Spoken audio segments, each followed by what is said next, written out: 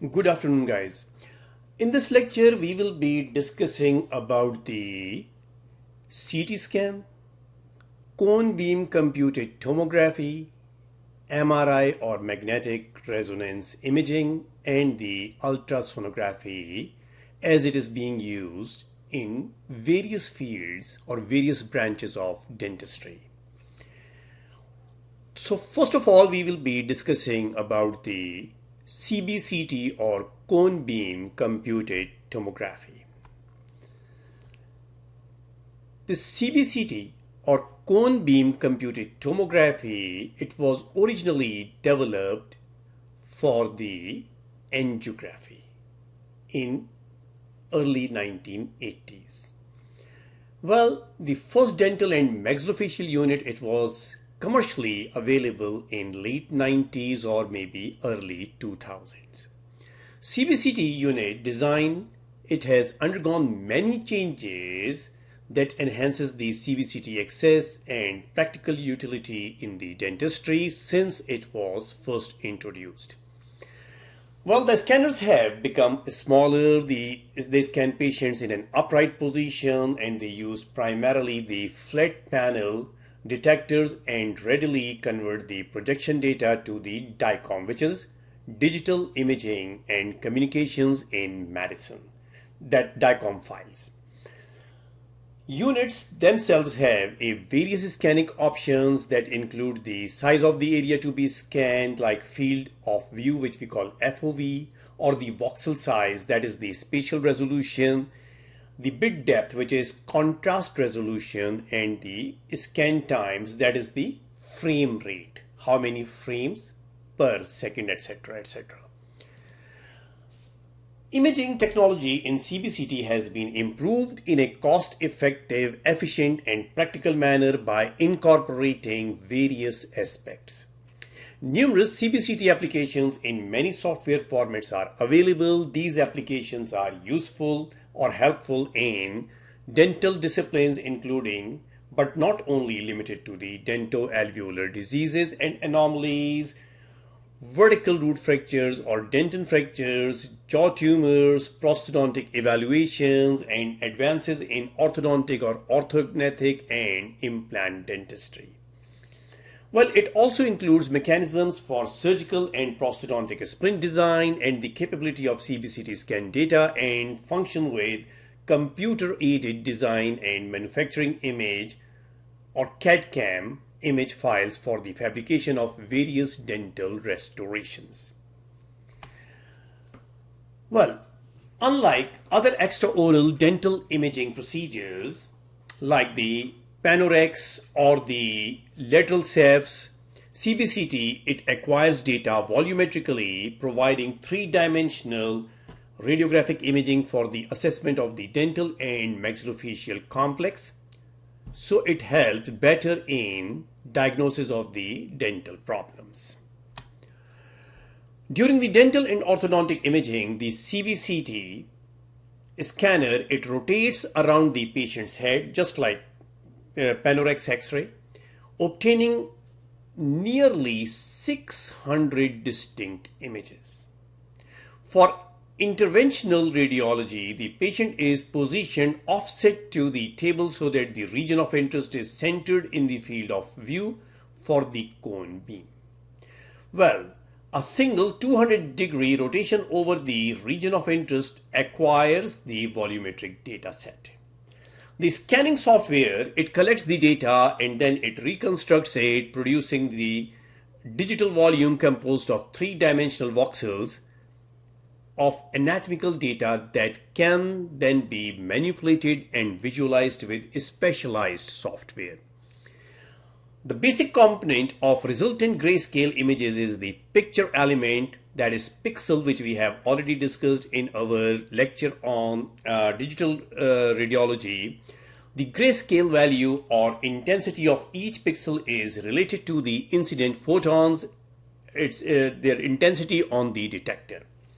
So CBCT shares many similarities with the traditional, that is fan beam CT. However, there are certain very important differences, especially in the reconstruction. CBCT has been described as the gold standard for imaging the oral and maxillofacial areas.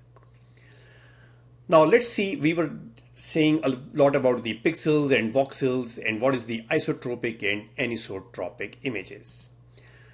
When we take the radiograph, what happens? The three-dimensional object, we get the two-dimensional image of that object. Well, in the cone beam tomography, we get the actual three-dimensional picture. The principles of the cone beam computed tomography or CBCT principle of basis image acquisition wherein X-ray source and image receptor reciprocate around patient 180 to 360 degrees to acquire 180 to 1024 two-dimensional cephalometric images. There are various companies which produce the equipment for CBCT like Hitachi, J. Morita, Yoshida, even Sirona, Planmeca, etc., etc. The components of image production in CBCT imaging, there are three major components to the CBCT image production. First is the X-ray generation, then the X-ray detection, and finally the image reconstruction using a software. So firstly, the X-ray generation. CBCT imaging is very simple. Only a single scan of the patient is made to acquire a projection data set. There are few clinically important factors in the process of X-ray generation which affect both the image quality as well as the patient radiation dose, the amount of radiation which is being absorbed by the patient. So these are patient stabilization, immobilization of the patient's head is very important for the quality of final scan. Then the X-ray generator, X-ray generation may be continuous or pulsed to, either it is continuous or in pulses to coincide with the detector activation, but pulsed one is preferred. The reason is it will coincide with the detector sampling and it will reduce the exposure. And that's how we can even follow the LRR principle which we have discussed in our lecture on dental radiology, as low as reasonably achievable. So it necessitates that CBCT exposure factors should be adjusted based on patient size and a specific diagnostic task. Then the scan volume, the dimensions of the FOV or scan volume primarily depend on the detector size and shape. The beam projection geometry and the ability to collimate the beam shape of the scan volume can be cylindrical or spherical. Collimation is desirable to limit the field size to the smallest volume that images the region of interest, ROI. It minimizes exposure to the patient and produces the best images by minimizing scattered radiation. Then comes the scan factors. The number of images acquired per second, the frame rate and the trajectory arc which could be between 180 degree to 360 degrees and the rotation speed of the source and detector all have effect on quality of the scan and patient radiation dose. Then the image detectors. CBCT units, they are classified into two groups based on the types of detectors they use. The first one is image intensified tube charge coupled device, CCD, just like our digital intraoral radiography. Combination of these two. And the other one is flat panel detectors. Nowadays, FPDs are most commonly used. So this image intensifier CCD units are usually larger and are bulkier and result in the circular basis image areas, whereas the FPDs, they produce rectangular or the cylindrical volumes. As I told you earlier that most commonly nowadays FPDs or flat panel detectors are being used. Then comes the voxel size.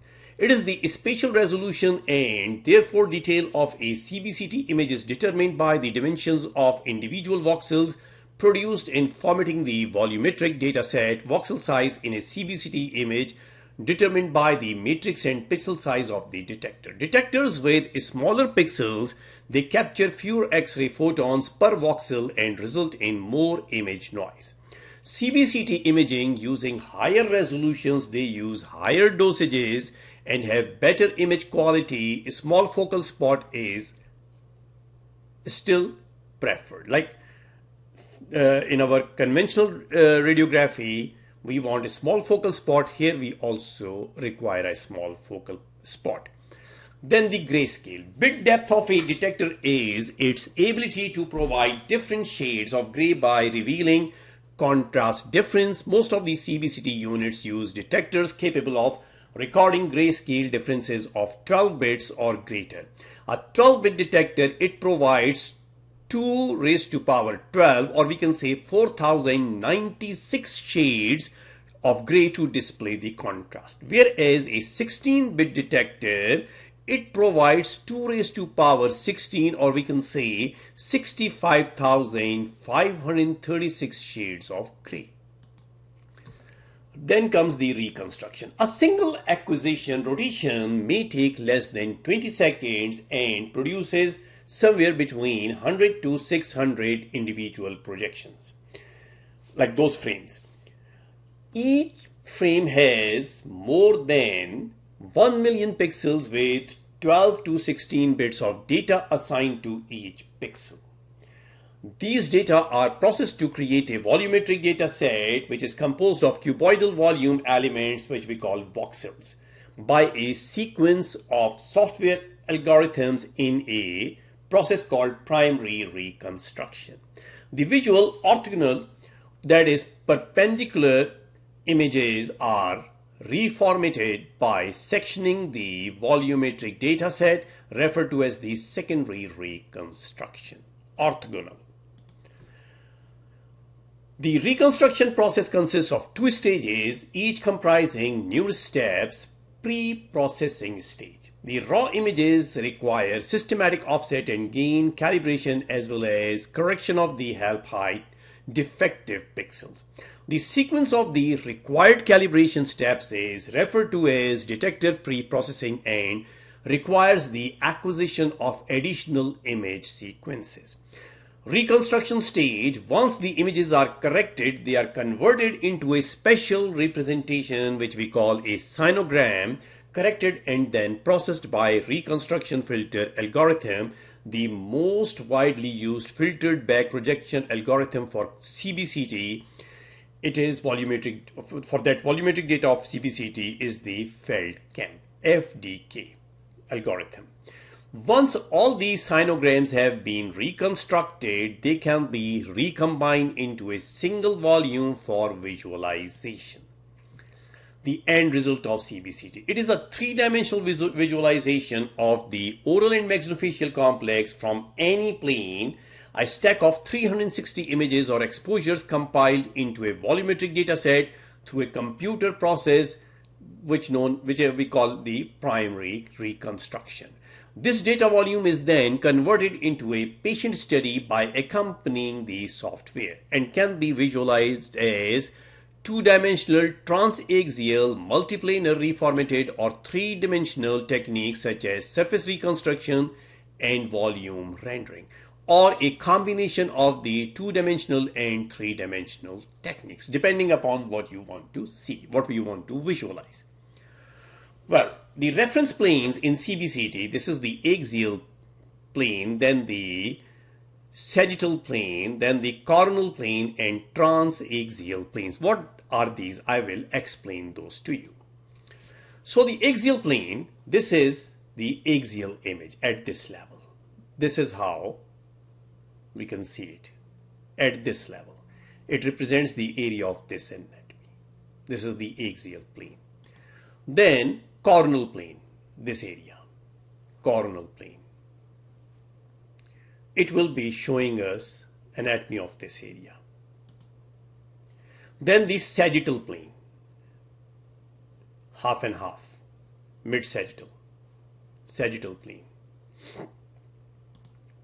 Then comes the series of cross-sectionals or transaxials.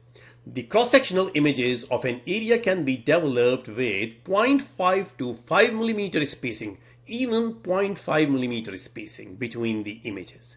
Slices, images.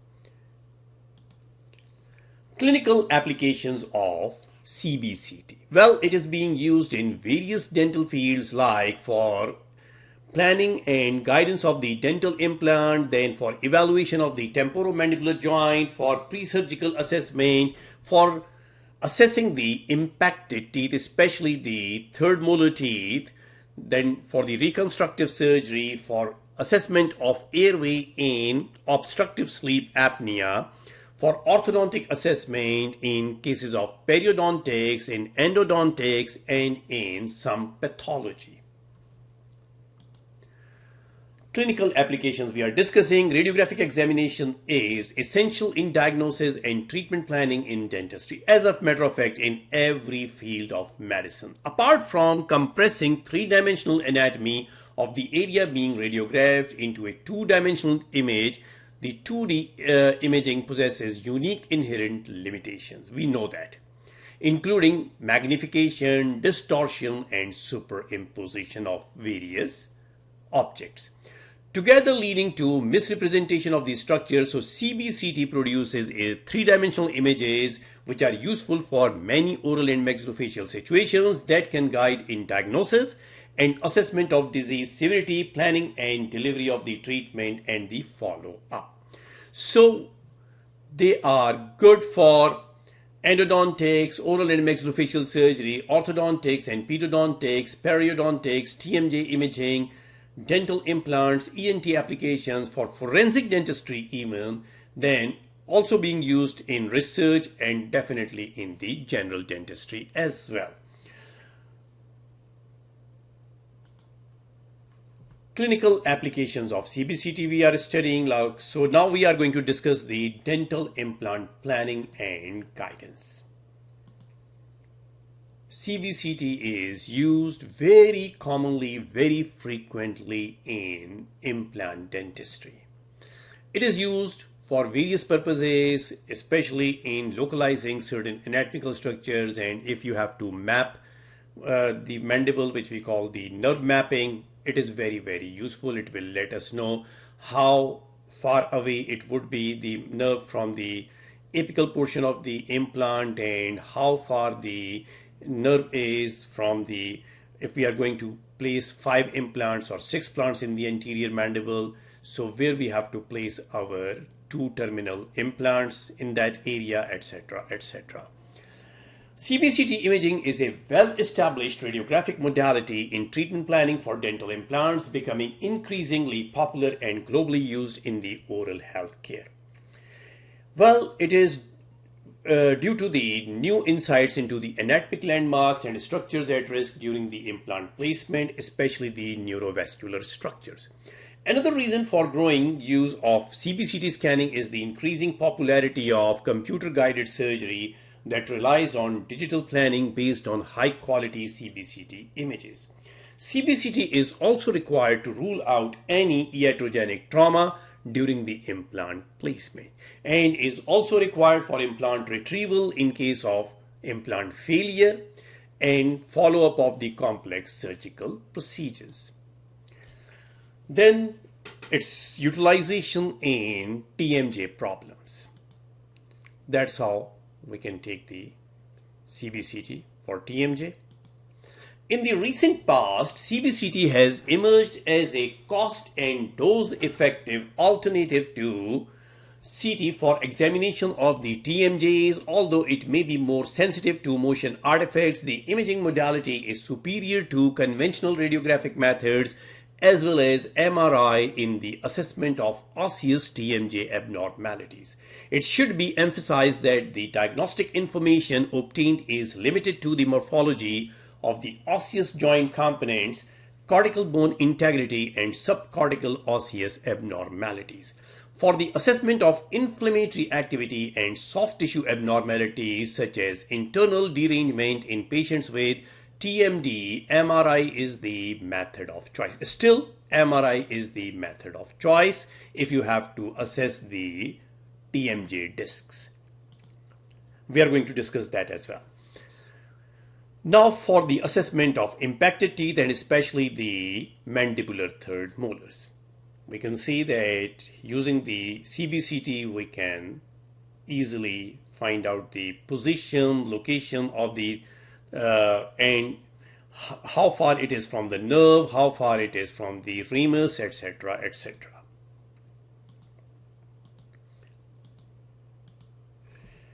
Localization of the impacted teeth, we are discussing. CBCT has been shown to improve diagnosis and possibly contribute to modifications in treatment planning in case of the impacted teeth.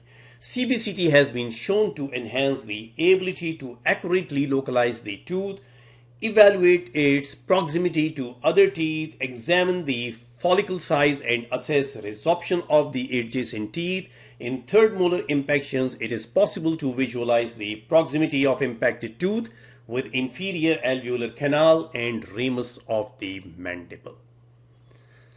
Well, CBCT for the assessment of airway, especially in cases of obstructive sleep apnea, that can also be used. Previously, we were using lateral ceph for that purpose, but CBCT will provide us a better picture.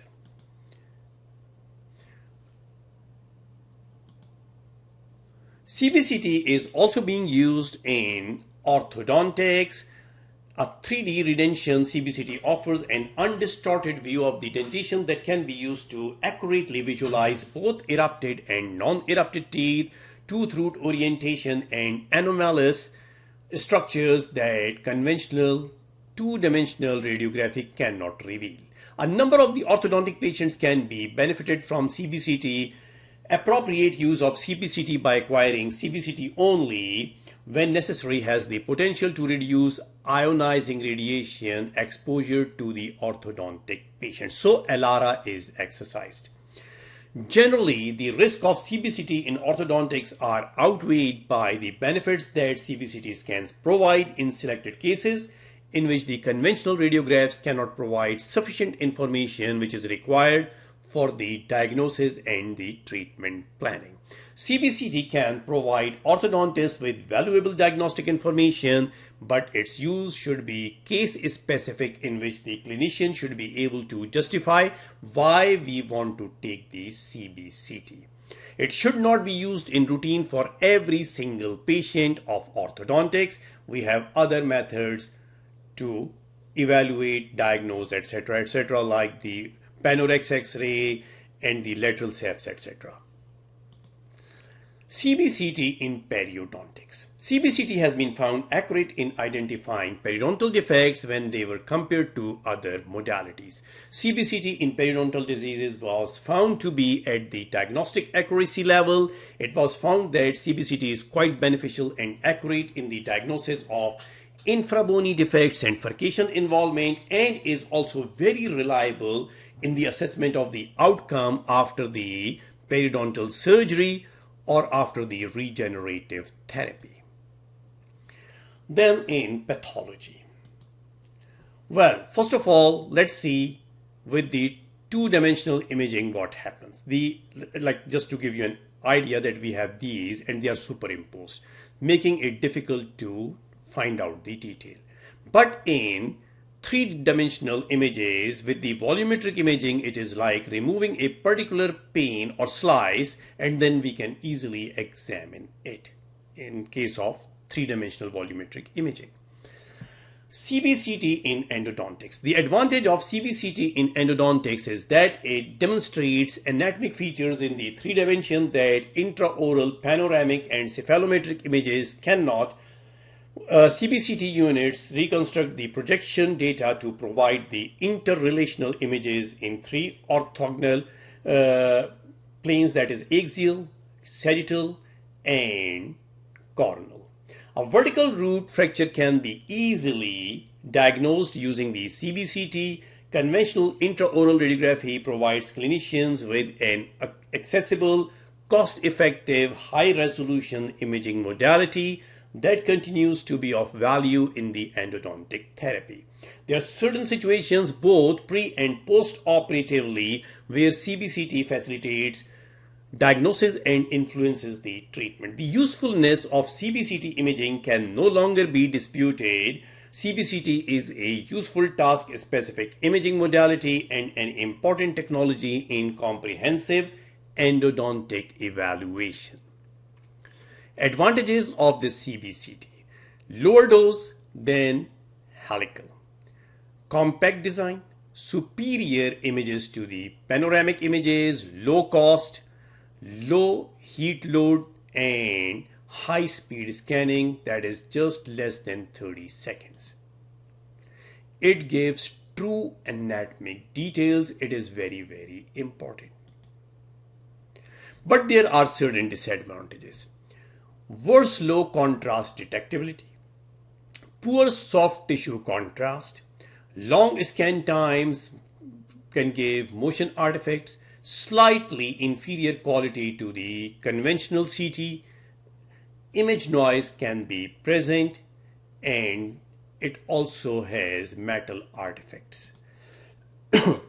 Scatter and beam hardening artifacts. Scatter and beam hardening artifacts, they occur in CT imaging where image reconstructions of a dataset are necessary for review of the data volume. Dense metal structures present in the FOV for dental applications, they cause metal artifacts on CBCT reconstructions. And what are those?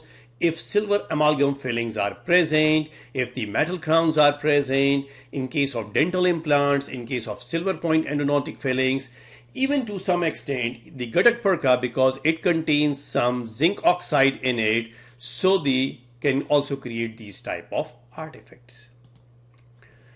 Scatter and beam hardening artifact we are discussing, these artifacts are present as light or dark streaks or as dark periphery adjacent to the metallic borders. Scatter artifact is seen as radio opaque lines and patterns of metallic density that scatter on image reconstructions. The main types of beam hardening are the dark streaks or dark bands that show up in the image reconstructions. The latter may be misdiagnosed as recurrent caries or fractures in the endodontically treated teeth or as the peri-implantitis. The light streaks often superimpose regular anatomy and may also significantly degrade the image quality. These artifacts are main problems for dental applications with CBCT, as metallic restorations are present quite often within the FOV of most of the CBCT scans of dental patients.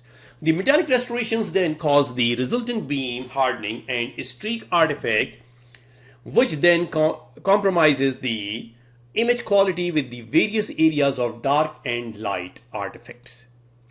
Now we are going to discuss CT scan, the conventional one.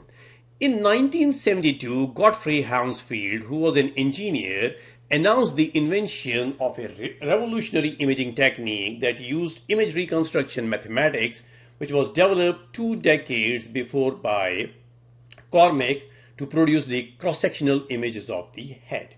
Hounsfield and Cormack shared the Nobel Prize in Physiology and Medicine in 1979 for their pioneering work that led to the invention of CT scanning, considered by many to be among the top 5 innovations in medicine. This word tomography is derived from the Greek word means tomos, slice, and graphe means drawing, so CT produces images of sections of the body. Working of the computed tomography. In all CT techniques, a collimated X-ray source and a detector revolve around the patient. A detector records photon attenuation by measuring the number of photons that exit the patient, registering this information at several hundred angles through the rotational arc. Complex mathematical algorithms translate this attenuation data into a 3-dimensional map that spatially locates the attenuating structures. We know what is attenuating from our lecture on radiography, dental radiology. Old scanners. We are discussing now the CT scanners. Incremental scanners they have a step and shoot type. The helical CT scanners or spiral CT scanners, gantry containing the attached X-ray tube and detectors, continuously revolves around the patient, while the table on which the patient is lying continuously advances through the gantry.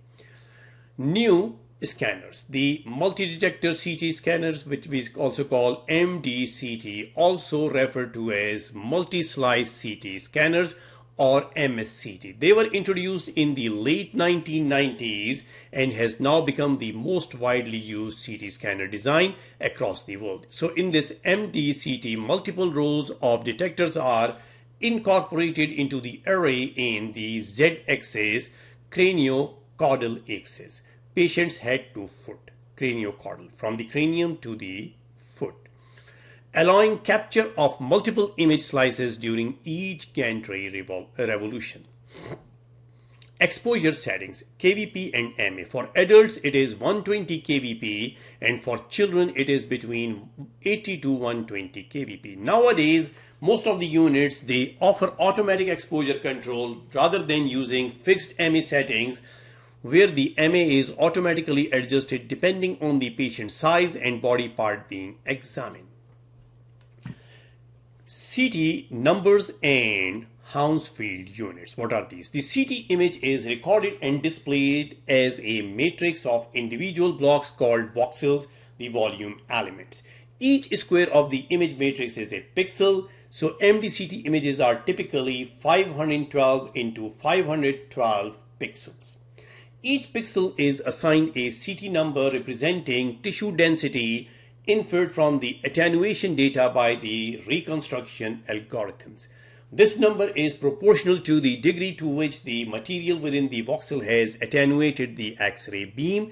CT numbers are normalized to the attenuation value of water and expressed on the scale of arbitrary units, which we call Hounsfield units, which is after the name of its inventor. Typical Hounsfield units for air and tissues. For the bone, it is plus 200 in the trabecular and plus 3000 in the dense cortical. In the muscle, plus 40 to plus 80, clotted blood plus 50 to plus 75, in blood plus 15 to plus 30, in cerebrospinal fluid it is plus 15, in water it is 0, in fat it is minus 60 to minus 100, in lungs it is minus 200 to minus 600, and in air it is minus 1000, where mu is the linear attenuation coefficient. Artifacts are systemic discrepancies between the CT numbers in reconstructed voxels and the true attenuation coefficients of the anatomic structures that they represent. Some commonly encountered artifacts in the maxillofacial region, and these are partial volume artifact when a single voxel represents tissues of different densities, for example bone and soft tissue. The resulting CT number for that voxel is an intermediate value that does not accurately represent either tissue, means it is representing two extremes: bone, which is a radio opaque object, and muscle, which is not that radio opaque. So what is happening, that voxel is not representing either of the two tissues. For example, the bony walls of the ethmoid air cells or the temporal bone. Then beam hardening artifact. X-ray beams are polyenergetic as they travel through the patient's tissue. The lower energy photons are preferentially attenuated and the mean energy of the beam is increased. Beam hardening results in two types of artifacts: the cupping artifacts and streaks and dark bands. Beam hardening artifacts manifest as dark streaks between two lightly attenuating structures such as compact bone or the dental implants and the dental restorations. Then the metal streaking artifacts. Metal streaking artifacts occur because of the near complete absorption of X-ray photons by the metallic restorations. They appear as opaque streaks in the occlusal plane. Contrast agents. Contrast agents are substances which are used to improve the visualization of the interface between structures. CT imaging frequently uses iodine-based contrast media administered intravenously to enhance soft tissue and vascular image detail. The iodine in the contrast medium has a high atomic number, that is 53, and efficiently absorbs X-rays. Malignant facial tumors often are more vascularized than the surrounding normal tissues, thus the presence of the iodine perfusing these tissues increases their radiographic density and makes their margins more detectable. Contrast medium also helps to visualize enlarged lymph nodes containing metastatic carcinoma. Contrast media could be nephrotoxic in elderly patients, especially who are having kidney problems. Indications for the maxillofacial multi-detector computed tomography: infections including osteomyelitis and space infections, midfacial and mandibular trauma, developmental anomalies of the craniofacial skeleton, benign intraosseous cysts and neoplasms of the jaws, benign and malignant neoplasms that originate in or extend into the orofacial soft tissues and soft tissue cysts.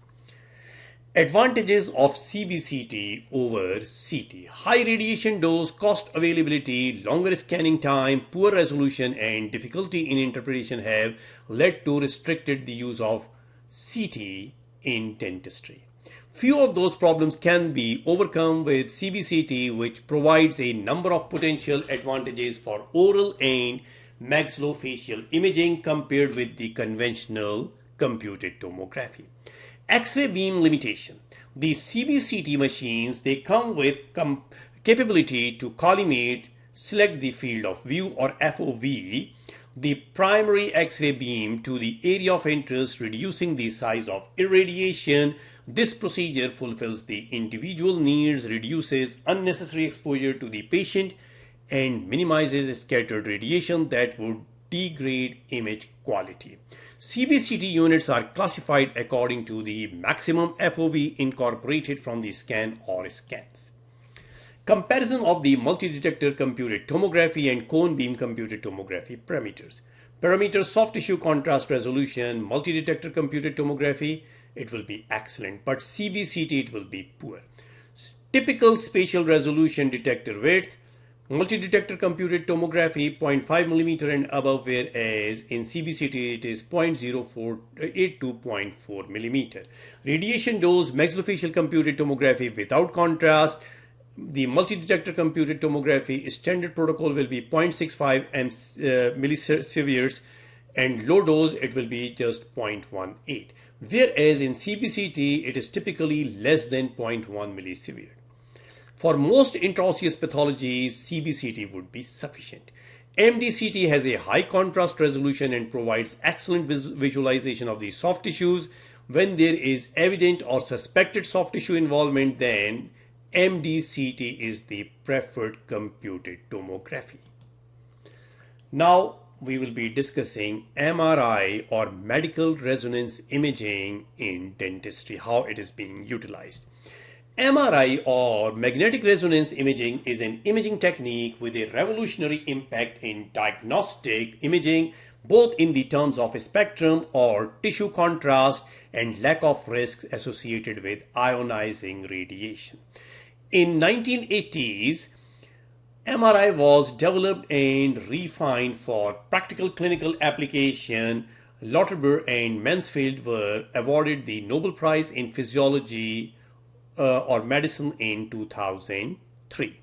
MRI is a non-invasive technique considered to be the gold standard in imaging the soft tissue components of the TMJ. MRI is used to evaluate the articular disc in terms of location and morphology. Moreover, the early signs of TMD and the presence of joint effusion can be determined. Functioning of the MRI. The patient is placed inside a large magnet for making an MR image or MRI. Nuclei of many atoms present in the body in the particularly hydrogen align with the magnetic field. The scanner directs a radiofrequency pulse into the patient, causing some hydrogen nuclei to absorb energy to resonate it. when the RF pulses or radio frequency pulses turn off, the hydrogen nuclei release the stored energy, which is detected as a signal in the scanner. This signal is used to construct the MR image, in essence a map of the distribution of hydrogen plus local tissue properties that influence the strength of the magnetic resonance signal. It makes images with excellent soft tissue resolution in any imaging plane. In the clinical MRI, the patient is placed within a strong magnetic field.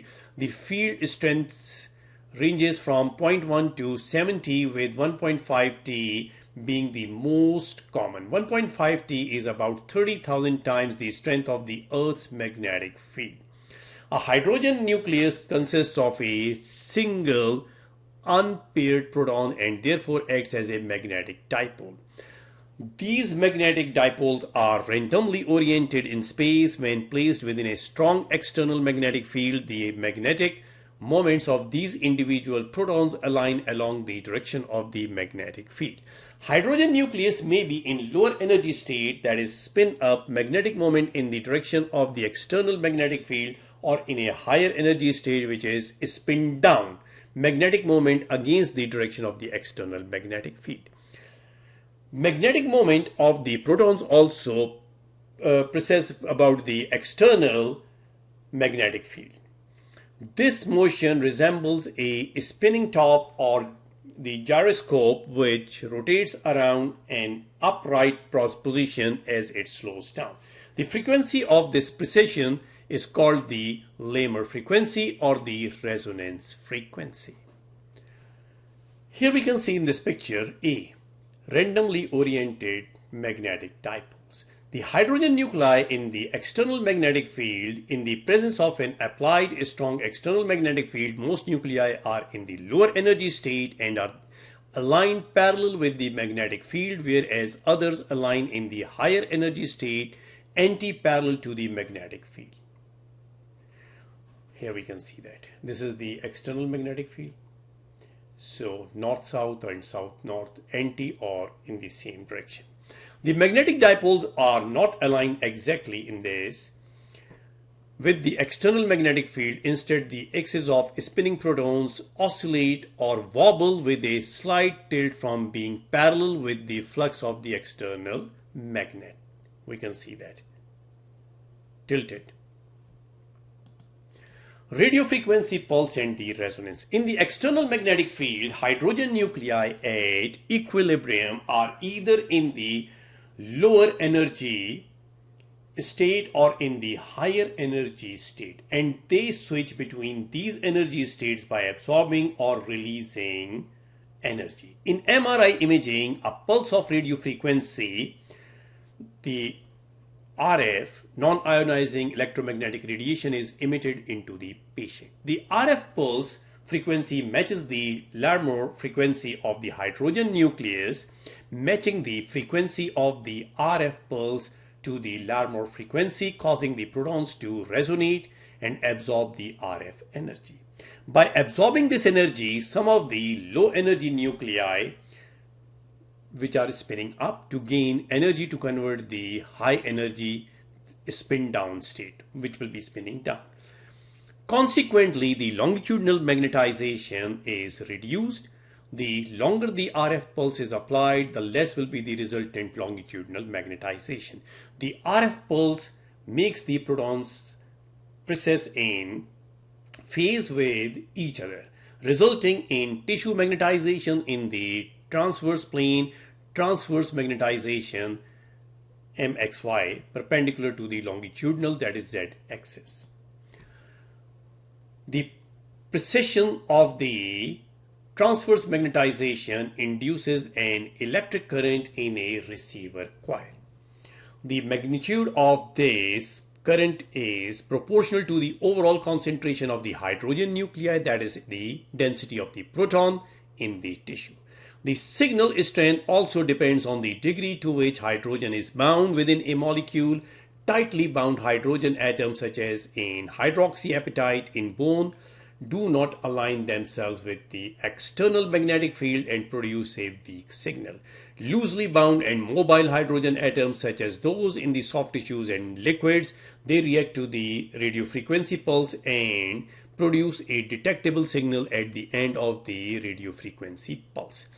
The concentration of loosely bound hydrogen nuclei available to create the signal is referred to as the proton density or spin density of the tissue in question. The higher the concentration of loosely bound hydrogen atoms, the stronger would be the transverse magnetization, the stronger the MR signal, and the brighter the corresponding part of the MRI. When this radio frequency pulse is turned off, the nuclei begin to return to their original lower energy spin state, a process which we know as relaxation. The longitudinal magnetization MZ in the z-axis returns to its original equilibrium state. There will be dephasing or decay in the transverse plane, that is X and Y plane of the magnetization. T1 relaxation. Relaxation at the end of the RF pulse results in recovery of the longitudinal magnetization. This is accomplished by transfer of energy from individual hydrogen nuclei spin to the surrounding molecules or the lattice. This is an exponential process, and the time required for 63% of the longitudinal magnetization, that is in the z-axis, to return to the equilibrium, we call it the T1 relaxation time or spin lattice relaxation time. This T1 relaxation time varies with different tissues. Tissues with a high fluid content such as cerebrospinal fluid tend to have longer T1 times because the high inherent energy of water inhibits the transfer of energy from excited hydrogen nuclei. Tissues with a high fat content tend to have shorter T1 times, reflecting the low inherent energy of fat and the relative ease by which energy is transferred from excited hydrogen nuclei. T2 relaxation. When the radio frequency pulse is applied, hydrogen nuclei precess around the z-axis in phase or in sync with each other. When the radio frequency pulse is stopped, the magnetic moments of adjacent hydrogen nuclei, they begin to interfere with one another, causing the nuclei to dephase with a resultant loss of the transverse magnetization, that is in the X and Y axis. The time constant that describes the exponential rate of loss of the transverse magnetization is called the T2 relaxation time or the spin relaxation time. The T2 relaxation occurs more rapidly as compared to T1 relaxation. Like T1 times, T2 times are also a feature of the tissues being examined. In fact, the molecules are closely packed, and this results in more potent dephasing of interactions between adjacent hydrogen nuclei. Thus, tissues with higher fat content have short T2 relaxation times, whereas molecular arrangement of water is more widely spaced, and thus tissue containing more fluid have long T2 relaxation time. T1 and T2 relaxation time in a mean field of 1.5 T. So tissue types here, then T1 time and T2 time. In fat, T1 time is 240 to 250 millisecond and T2 time is 60 to 80 millisecond. In bone marrow, it is 550 millisecond for T1 time, and for T2 it is 50 millisecond. White matter of cerebrum 780 millisecond is T1 time and 90 is T2 time. Gray matter of cerebrum T1 time is 920 millisecond and 100 is the T2 time. In muscles 860 to 900 millisecond for T1 time, whereas T2 is 50 milliseconds. In CSF it is similar to water, 2200 to 2400 for T1 time, whereas 500 to 1400 millisecond for T2 time.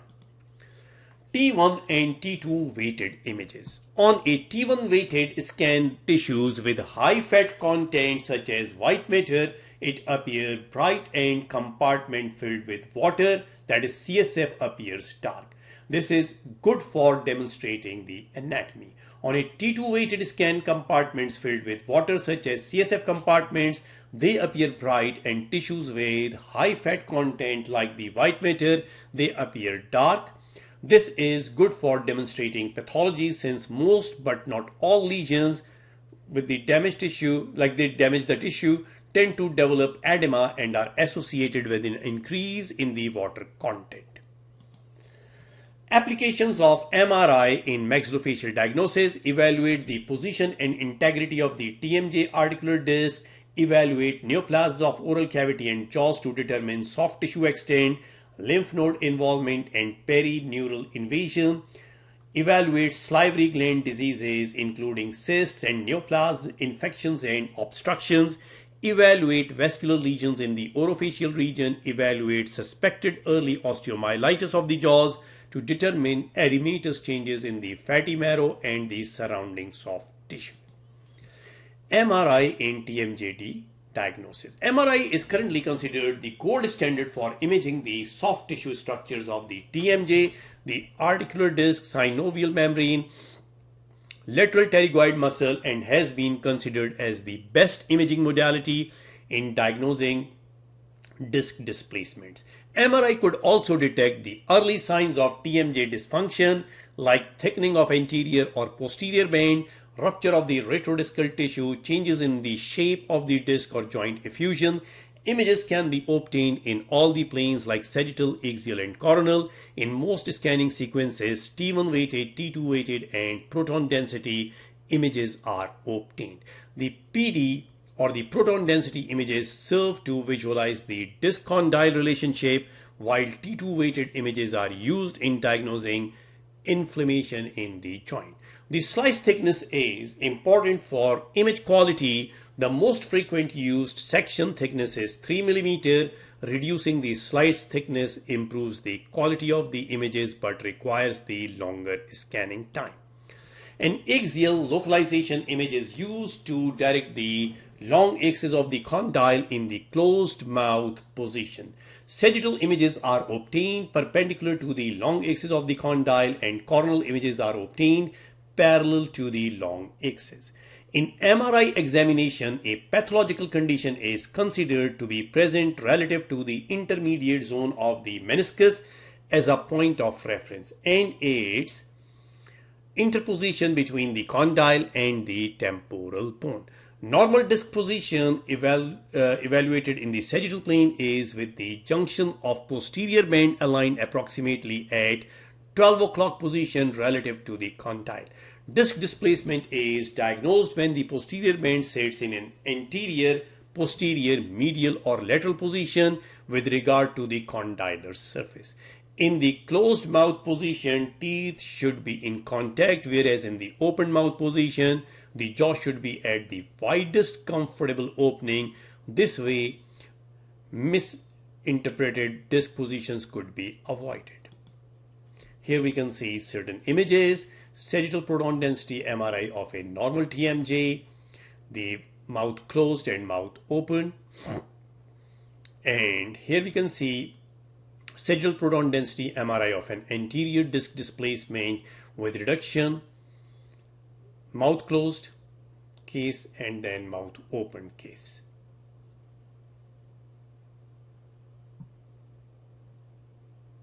We can see these arrows over here. These arrows are representative of the discs. So this is the condyle, this is the disc, this is the ear of the person, this is the schematic diagram. Condyle, disc, and articular tubercle. This is the ear. Contrast agents. Most commonly, gadolinium may be administered intravenously to improve the tissue contrast.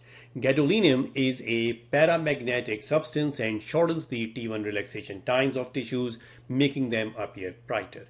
Tissues that enhance include normal tissues such as vessels with slow flowing blood like sinus mucosa and muscle, and like these three: slow flowing blood, sinus mucosa, and muscle. Pathologic tissues including neoplasm, infections, inflammations, and post-traumatic lesions often enhance, allowing them to be better differentiated from the surrounding normal tissue. Major concern is low GFR, less than 30, and renal failure. If a person is having low GFR or having renal failure, then these contrast agents would be a problem. American College of Radiology recommends evaluation of serum creatinine in all patients who will receive intravenous gadolinium administration. Patients above 60 years and with low GFR should not be administered with intravenous gadolinium.